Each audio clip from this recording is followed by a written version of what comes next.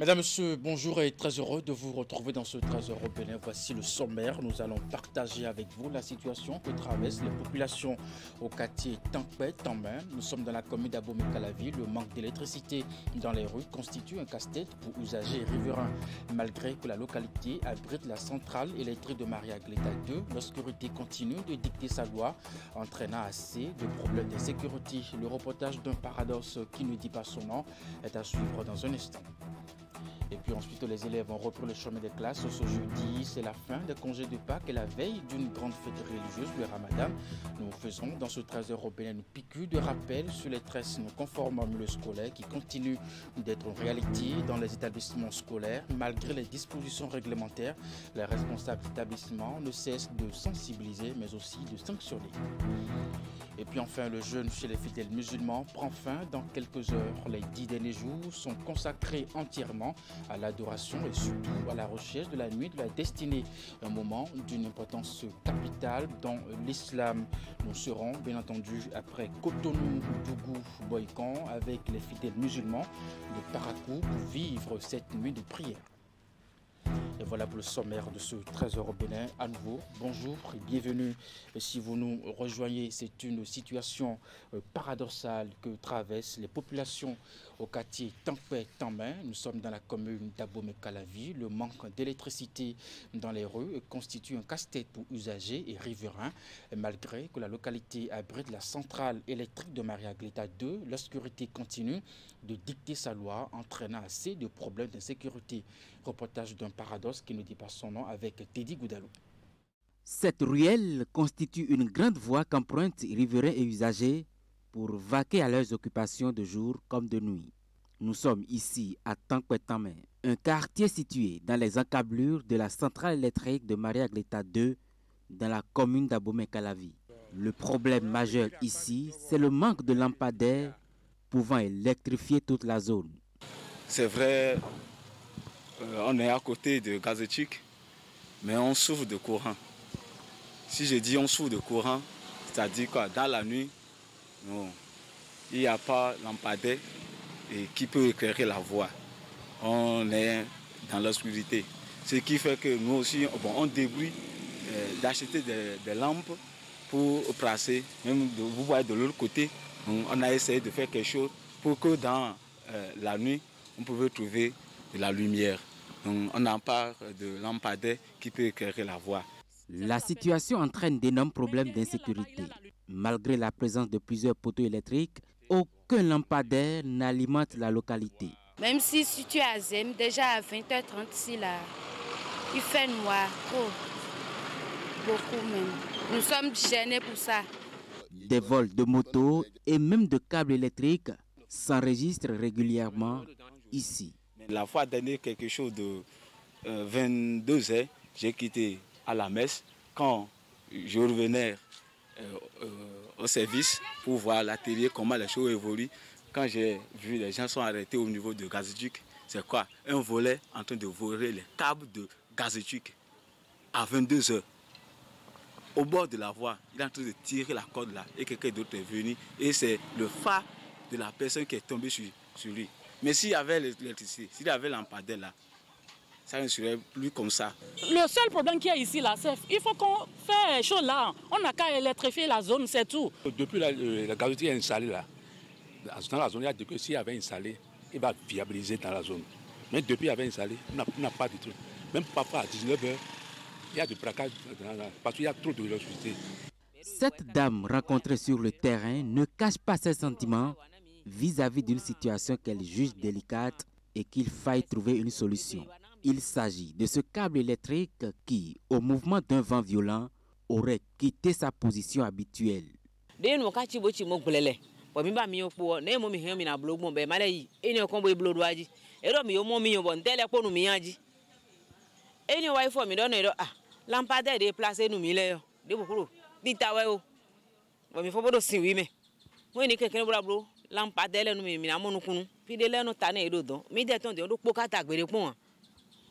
mi ba lampadaire po hun ni epe de ohun ni bo ablo nu mi be nu ado tagba na mi ro fon me be le no se keke mu no jale oje finedi bo no le keke po wezun po mi de no no ko san ko me za me cho mu no je cha ho we seji Olé, olé, olé, olé, olé, mais non, pas de c'est beaucoup. Mais moi, si tu te vois, j'ai encore autant, hein. Ces populations de Maria Gletta ne nourrissent qu'un seul désir, que la lumière jaillisse dans les rues. Et pour que ce souhait se concrétise, elles implorent l'indulgence des autorités. Et puis cette situation fera certainement objet de préoccupation pour le tout nouveau secrétaire d'État à l'énergie, pour qui le secteur de l'énergie n'est pas un nouveau monde. Bien entendu, le tout nouveau secrétaire d'État à l'énergie, Edouard Dahomey, avant sa nomination au poste de secrétaire d'État, a été directeur Afrique et assez à l'énergie de EDF. Après son départ de EDF en 2016, Edouard Dahomey a mis en place, en collaboration avec l'ex-ministre de l'énergie, Jean-Claude Oussou, un cabinet spécialisé dans le conseil et le développement de projets énergétiques en Afrique. D'autres détails de son parcours sont à suivre dans ce portrait de la rédaction.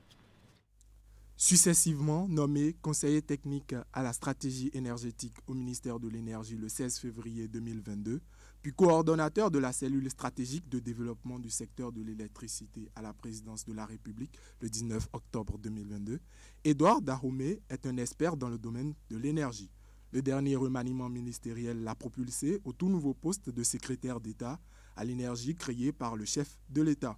Formé à l'École polytechnique de France de 1977 à 1980, il intègre un an après la Société française de l'électricité EDF. Son séjour au sein de l'entreprise nationale française a duré 35 ans au cours desquels il fut directeur du service Afrique jusqu'en 2016. Dans la même année, il crée en collaboration avec Donnant Jean-Claude Oussou un cabinet spécialisé dans le conseil et le développement de projets énergétiques en Afrique. Béninois de la diaspora, Edouard Dahomey a vécu en Guadeloupe et est né le 1er novembre 1958. Ensuite, la séance de travail hebdomadaire des membres du gouvernement a bel et bien eu lieu ce mercredi sous la présidence du chef de l'État Patrice Talon. Une occasion formelle pour les nouveaux ministres qui ont fraîchement intégré l'équipe de recevoir les instructions du chef de l'État en marge de ce qui s'apparente à une rentrée gouvernementale pour ces nouvelles personnalités. Notre équipe de reportage a pu arracher à certains leurs premières impressions sur la mission qui les attend. Je vous propose de suivre, bien entendu, ce compte rendu de Wahab Ali Para. C'est un exercice plutôt traditionnel pour la majorité des membres de l'équipe gouvernementale. Beaucoup sont habitués à franchir chaque mercredi les portes de la salle du Conseil des ministres depuis 7 ans déjà pour certains et un peu moins pour d'autres. Pour cette première catégorie de ministres, la camaraderie est manifeste. On rit aux éclats d'un côté et on papote par endroits. Certains ont vu leur portefeuille renforcé au lendemain de ce remaniement quelque peu technique et ils disent saluer la confiance à eux renouvelée par le chef de l'État, autant ils disent avoir pris la mesure des enjeux et de la mission à accomplir. On se sent, en fait, pas chargé, mais on se sent beaucoup plus concerné par donc, le développement de notre pays. Lorsque vous avez à la fois l'eau et l'électricité, qui sont les piliers essentiels du développement d'un pays, vous vous sentez donc concerné. Pas plus que les autres, mais beaucoup plus concernés par le développement du pays réellement. Et c'est à ça qu'on va s'atteler. Dans le cadre donc de la ligne directrice qui a été tracée par le PAG, nous allons apporter notre touche pour pouvoir atteindre l'objectif fixé donc par le premier des citoyens, le président de la République, afin que nos concitoyens dans les contrées les plus reculées puissent réellement avoir accès à la fois à l'eau potable et à l'électricité. La nature des instructions du chef de l'État sont dans le sens de ne pas faire une addition, une juxtaposition des deux départements ministériels, mais de faire une fusion, de façon à créer une synergie entre les différents services. Vous savez, nous travaillons sur des matières très proches. C'est les infrastructures, c'est le génie civil, c'est le bâtiment, c'est l'aménagement.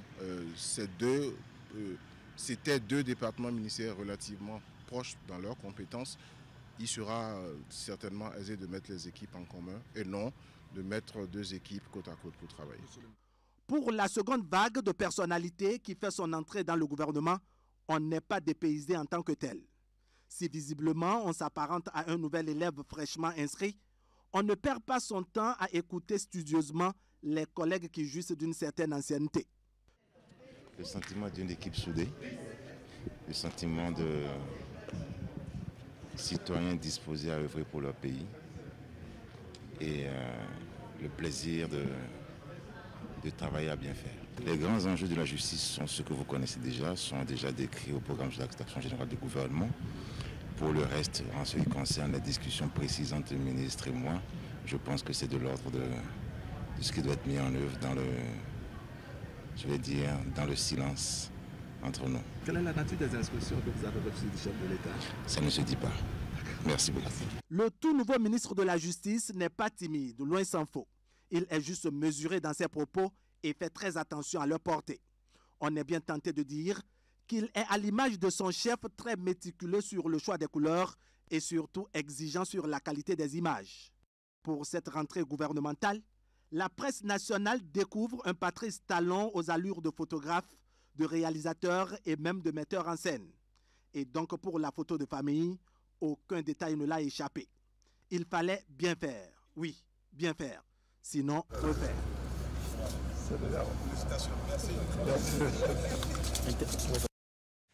La rentrée des ministres justement, mais aussi pour les élèves. Les élèves ont repris le chemin des classes ce jeudi. C'est la fin des congés de Pâques et la veille d'une grande fête religieuse, le Ramadan. Nous faisons une piqûre de rappel dans ce 13h au Bénin sur les tresses non conformes en milieu scolaire qui continue d'être une réalité dans les établissements scolaires. Malgré les dispositions réglementaires, les responsables d'établissements ne cessent de sensibiliser, mais aussi de sanctionner quand il le faut. Nous avons effectué une descente dans quelques établissements. Et voici les images. Déborah est élève en classe de première au collège d'enseignement général de Gbégamé à Cotonou. Cet après-midi du mercredi, elle est venue à son cours dans l'une des classes culturelles de son collège. Parce que notre directeur nous a strictement dit de faire jusque des natous derrière. Sur sa tête, une coupure simple et naturelle. Je fais des mèches en période de fête, lorsqu'on est en congé. Mais nous ne sommes pas autorisés à faire des mèches pour venir dans l'établissement. Sa coiffure est en règle vis-à-vis du règlement intérieur des établissements publics et privés qui dispose en son article 9 les types de coiffure acceptables dans un établissement scolaire en République du Bénin. Les coiffures, les tresses et maquillages extravagants sont formellement interdits dans l'enceinte de l'établissement. Couper les cheveux, se peigner, se raser régulièrement font partie de la propreté corporelle exigée. Il est donc exigé aux apprenants de n'avoir qu'une chevelure naturelle et simplement tressée. Pour faire respecter cette disposition au sein du collège, le directeur y va avec tact. En témoigne cet échange avec des apprenants du CEG. Par rapport aux coiffures, qui n'a pas respecté mes instructions de la maison? De vous deux, qui n'a pas respecté mes instructions? Ce que je disais, qui n'a pas respecté ça entre vous deux? Non. Ah, qu'est-ce que j'ai refusé, tu as fait? Et tu sais que c'est interdit, tu l'as fait. Si c'est une bonne chose. Non seulement c'est pour que tu en es ici. Tout ça là, est-ce qu'on a besoin de décorer? Il faut voir ta voisine. Simple, joli à voir. C'est pas plus simple que ça. Ce que le règlement intérieur est en train de combattre ici, c'est toute situation pouvant distraire et les pères, les camarades des élèves et les enseignants en situation de classe. C'est ça. Nous sommes en société. Nous savons les interactions, ce que ça donne. Voyez-vous, lorsque c'est extravagant, ça attire, ça attentionne. En situation de classe, nous n'avons pas besoin de ça. Tout ce qui va éloigner de l'objet de situation enseignement-apprentissage, est proscrit.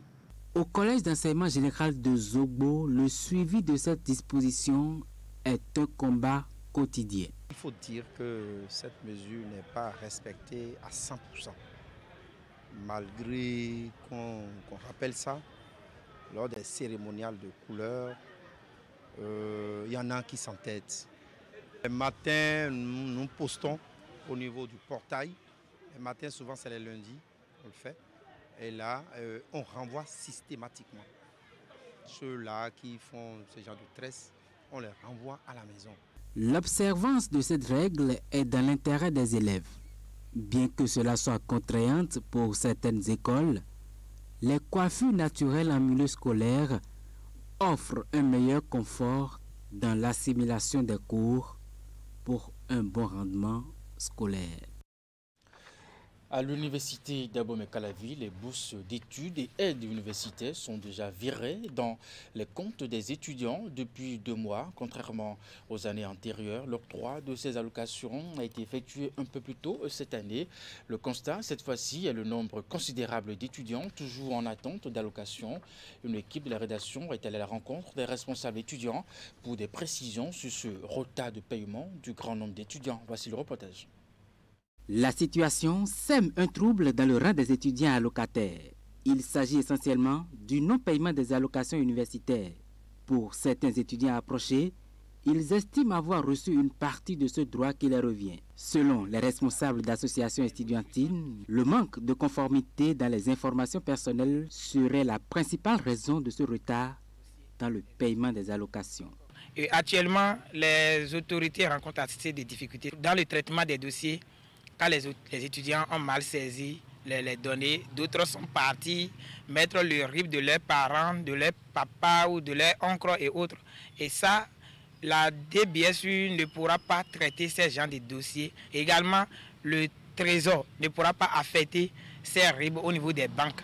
Par exemple, puisque le concerné, l'étudiant, n'a pas le RIB n'appartient pas à l'étudiant parce que ce n'est pas enregistré sous son nom. Au dire du président de la Fédération nationale des étudiants du Bénin, les dossiers reçus à la direction des bourses et aides universitaires en grande partie sont déjà traités et des démarches sont en cours pour la satisfaction des étudiants concernés. Cette année, sur les 35 725 dossiers qui ont été enregistrés le 3 février à la fermeture de la plateforme, environ 25 000 étudiants ont déjà reçu une partie des allocations. Parce qu'ils n'ont pas reçu la totalité, c'est vrai. Les secourus ont reçu la totalité. Mais ceux qui sont allocataires à titre boursier n'ont pas reçu la totalité. Et ils ont reçu une partie des bourses. Ils ont fait un premier virement. Ils auront le reste d'ici peu. Ceux-là qui n'ont pas fait ces inscriptions ne pourront donc pas recevoir les allocations. À travers un communiqué, le ministère de l'Enseignement supérieur et de la Recherche scientifique a à nouveau ouvert la plateforme d'inscription jusqu'au 30 avril prochain. Les étudiants n'ayant pu effectuer la demande de leurs allocations sur le site bourse.enseignementsupérieur.bj ont donc encore une dernière chance. Puis nous parlons à présent religion. Le jeûne musulman a amorcé depuis le mercredi 12 avril dernier sa dernière décade. Les 10 derniers jours sont consacrés entièrement à l'adoration de Dieu et surtout à la recherche de la nuit de la destinée. Puis nous allons vivre ce moment spirituel avec les fidèles musulmans de la ville de Djougou.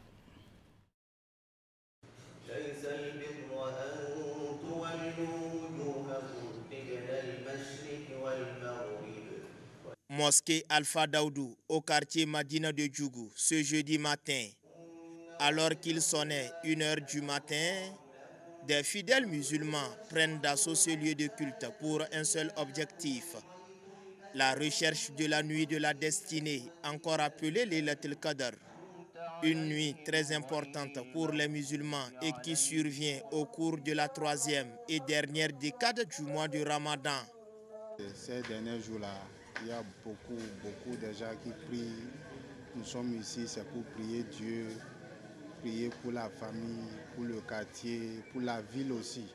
Et sans oublier nos défunts, qu'Allah les accorde le paradis. Il y a beaucoup de bénédictions, parce que c'est les derniers jours du mois. Et nous sommes ici pour les 10 derniers jours. Parmi ces 10 derniers jours, il y a le meilleur nuit qui est Laylatul Qadr. C'est ça nous tous, nous cherchons. Le prophète Mohammed sallallahu alayhi wa sallam nous a appris qu'au moment où nous trouvons les 10 derniers jours, il y a une invocation qu'on doit faire qui est Allahumma innaka afurun tuhibbun afu anna.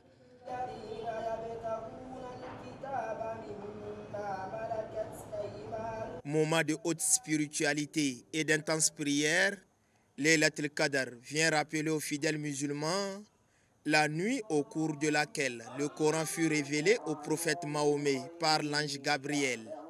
Allah a promis à notre bien-aimé le prophète de l'islam que dans la dernière décade de l'islam, il a accordé la nuit de la destinée, yani Laylatul Qadr. et à travers le chapitre Al-Qadr, Inna anzalnahu fi laylatil qadr wa ma adraka ma laylatul qadr laylatul qadr khayrun min alfi shahr tanazzalul malaikatu war-ruhu fiha bi-izni rabbihim min kulli amrin salamun hiya hatta matla'il. Donc dans la dernière décade là, et si nous nous référons au chapitre que nous avons précité, les exégètes musulmans ont démontré à travers Ibn Abbas et autres que la nuit du destiné se situe au niveau de la 27e nuit. Mais Allah Azawajalla est insondable. Il peut le ramener à tout moment.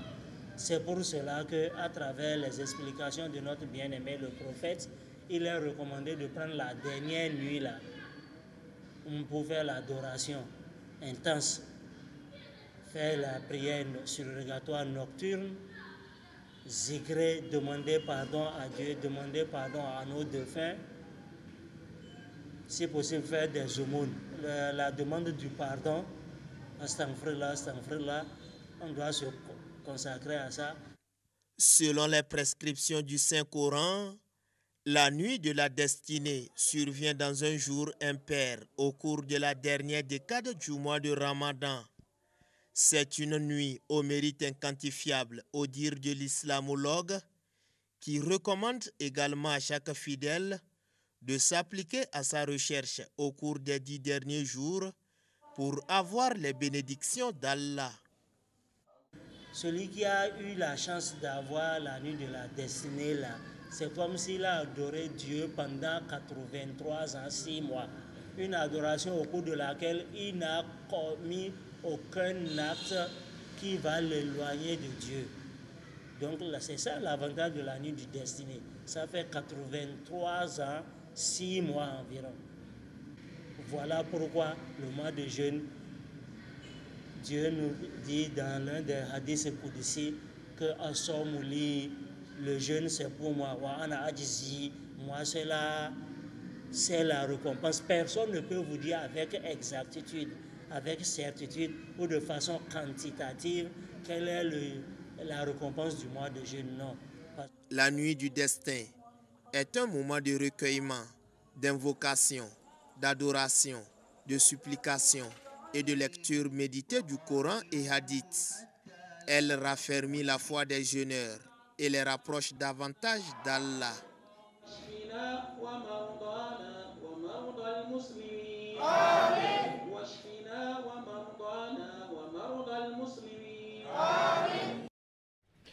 Et pour finir, le jeûne chez les fidèles musulmans prend fin dans quelques heures, bien entendu. Moment d'intense prière et d'adoration. Après Cotonou, Boycon et puis Djougou, nous sommes à Parakou, où Jacques Dégbé, Socrate Dantodé ont bien entendu partagé avec les fidèles musulmans ce moment de prière de la mosquée Massouna du quartier Agbagba à Parakou. Reportage. Une retraite totale par rapport à son environnement en s'isolant ici, dans cette mosquée Massouma du quartier Agbagba. Se recentrer sur l'essentiel en opérant une rupture avec le monde qui l'entoure, le fidèle veut avant tout tisser un lien spirituel avec Allah. Et ça se passe ainsi, à partir d'une 30 jusqu'à l'aube, depuis le mercredi 12 avril, premier jour de la dernière décade.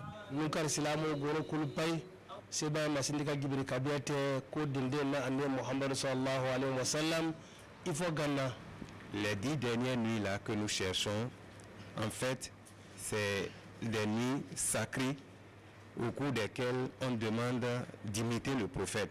Et chacun doit se conformer à ça par rapport aux prescriptions de la religion.